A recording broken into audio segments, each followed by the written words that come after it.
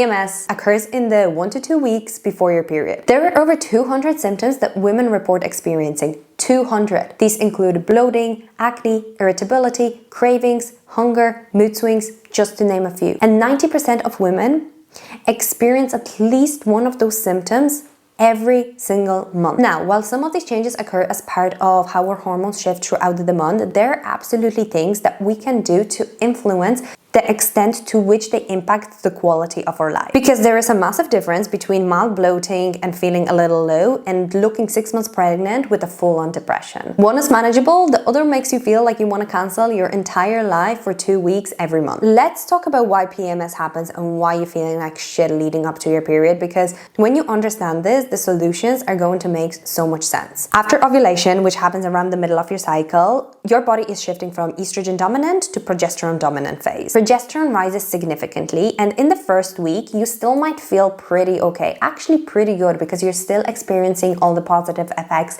of ovulation, which come with increased testosterone and increased estrogen. But then about a week leading up to your period, both progesterone and estrogen drop. And this is when things get a little rough. When estrogen drops, so does serotonin. And serotonin is our feel-good neurotransmitter. Lower serotonin means that you're more prone to low mood, anxiety, and irritability. On the other hand, progesterone affects your GABA receptors, which regulate anxiety. So when progesterone is fluctuating, that means that your anxiety levels can also fluctuate. Progesterone also causes your body to retain more water and sodium. You can literally retain 2 to 10 pounds of water during this phase. This is why your stomach may look bigger, your rings tighter, and why your face may look more puffy. What also happens here is that your metabolism increases by 7 to 11%. This is why you're finding yourself more hungry and also having more intense cravings. And if you're not eating enough to match the extra calories burnt, then you're gonna feel exhausted. So now we're in a place where you're burning more calories, your mood is lower, and your insulin sensitivity has decreased.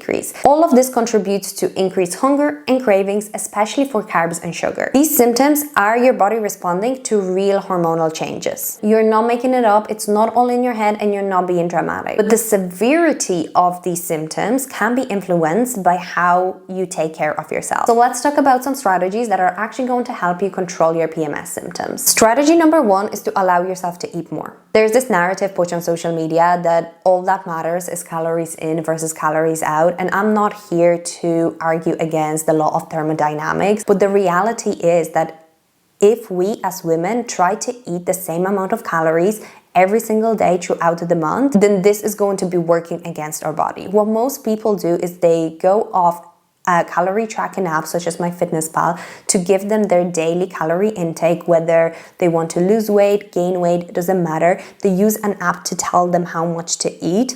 And what those apps fail to consider is that your needs, your calorie needs, your nutrient needs change throughout the month. We require on average 100 to 300 calories extra a day in those 7 to 10 days leading up to our period. When we ignore this and push restriction, it often backfires. It leaves us exhausted. It leaves us thinking about food all day long, and it often leads to intense cravings, which can result in overeating or binge eating episodes. What you need to do is stop eating the same amount of calories every single day. Tune into your hunger levels in the week leading up to your period. Allow yourself to eat more, whether that is adding an additional snack or simply increasing your portion sizes. 100 to 300 calories is not a lot, but it can make a massive difference to how you feel. Strategy number 2 is to focus on specific nutrients. Magnesium is a big one, and I talk about magnesium all the time because it's such a crucial nutrient that many women are actually deficient in. Stress depletes magnesium, and hello, we're living in a fast-paced, stressful environment. You can increase your magnesium intake through eating foods like dark chocolate, pumpkin seeds, avocados, and spinach. You can also supplement. I supplement with magnesium glycinate, 200 to 300 megagrams 1 hour before bed, because it helps me wind down by relaxing my mind and my muscles. And because we're relaxing both mind and muscles, it helps to ease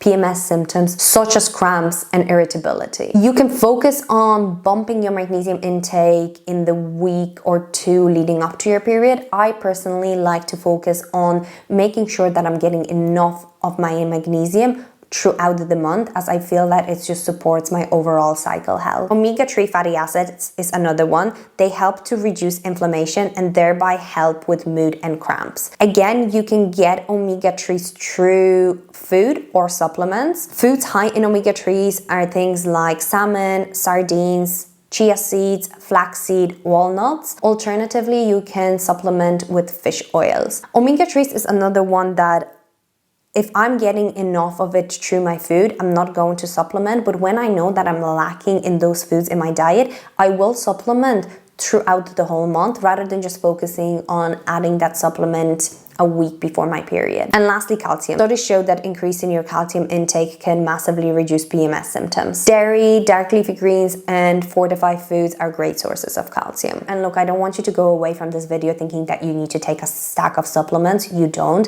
I'm always going to be an advocate for food first approach, but I do believe that you can use supplements to fill in any gaps. And the third strategy is to manage your blood sugar. Blood sugar spikes happen when we eat food, when we eat any food, but the extent to which they spike depends on the type of food we eat and or meal timing and structure. If you are constantly skipping meals, intentionally or not, then you're going to put your blood sugar on a roller coaster. And the big crash that comes after a big spike is going to make your mood swings and cramps 10 times worse. There's two things that we can do to manage blood sugar. The first one is eating every 3 to 5 hours, making sure that you have a meal or a snack and not allowing yourself to get overly hungry. Second one is to balance your plate. We want to be combining protein with carbs with healthy fats to slow down the release of blood sugar into the bloodstream. And strategy number 4 is to adjust your training intensity. I used to train the same way every single week, same workout routine, same intensity. And as a high achiever, I used to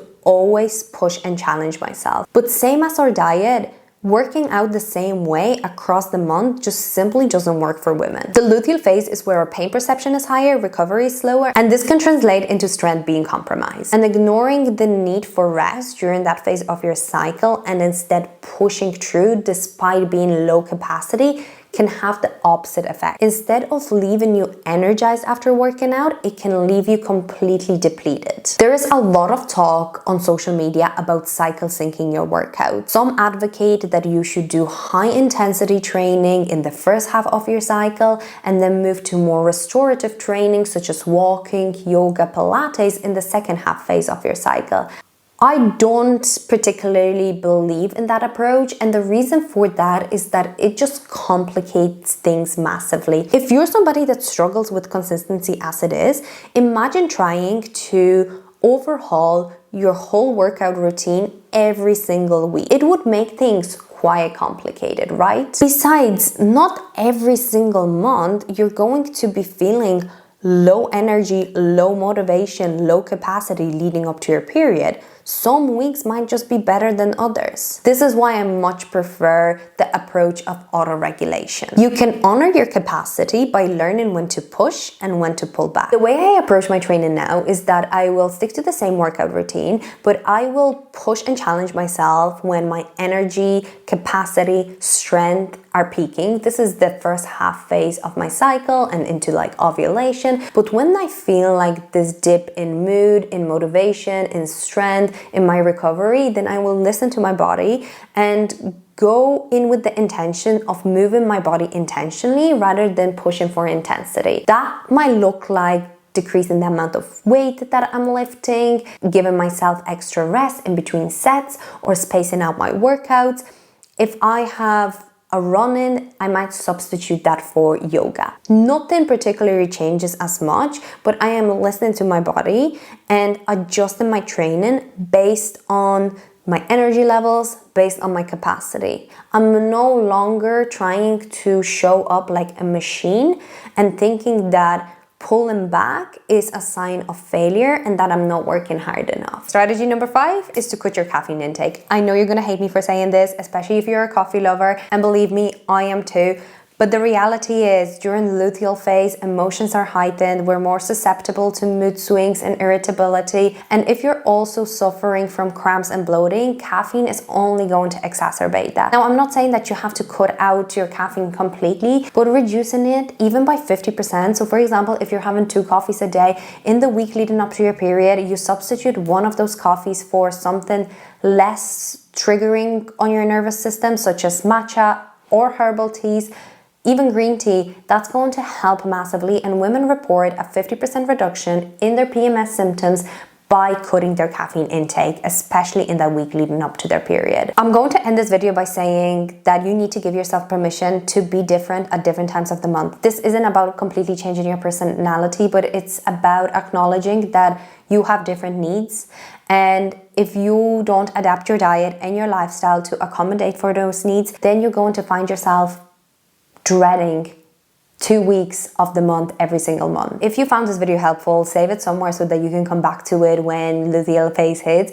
And if you know somebody that also struggles with PMS, then feel free to send it to them. And if you're new here, welcome. Hi, my name is Martina. I share content around hormones, women's health, and how to better understand your body. So if this kind of content resonates with you, then hit the subscribe button, because I share videos like this every single week.